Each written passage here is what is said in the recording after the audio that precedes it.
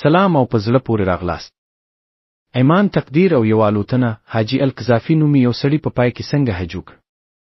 د مکې مقدس ښار ته د یو معمولی سفر په توګه پیل شوی کار د یو لیبیایي حاجی لپاره د ایمان ثبات او تقدیر یو غیر معمولی کیسه شوه چې شاته پاتې کېدو ته نه منله. لیبیا اوسیدونکي یو ځوان عامر المهدي منصور القذافي د دې کال حج کولو لپاره خپل زړه ټینګ کړی و. یوه ژوره روحاني اړیکه چې نړۍ په ټوله کې مسلمانان یې لږ تر لږه یو ځل پوره کولو تمه لري. خو په هوایي ډګر کې ستونزې سره مخ شو. عامر د خپل تخلص په اړه د امنیتي ځنډ له امله د امیګریشن په څنډه کې ودرول شو. کله چې د هغه ډله الوتنه کې کښېناستله عامر لا هم د کاونټر پر سر و. د هغه ملګرو چلونکي پایلټ تحسونه وکړه چې عامر چې پاتې شوی دی خو پایلټ په ادایي ډول د امنیتي ناڅرګندتیاو او د محلوي خنډونو په حواله پرته هغه الوتنه وکړه.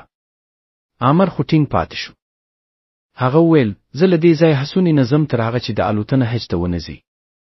څو څپرکو وروسته په الوتنه کې تخنیکي ستونزې رامنځته شوې او اړ شو بیرته ګرځي.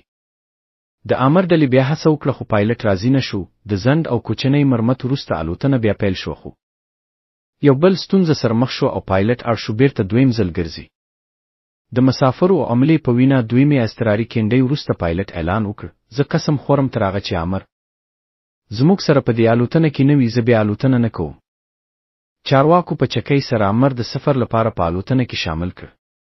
په دریمه هڅه کې عامر سره الوتنه پرېښودل شوه او بې له کوم پیښې الوتنه وکړه.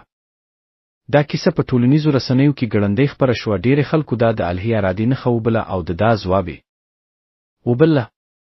عامر وروسته په محلي رسنیو کې ویل زه یوازې حج ته تللی وم او زه باور درلود چې که دا زما لپاره لیکل شوي وي هیڅ ځواک نشي کولی دا وسخه.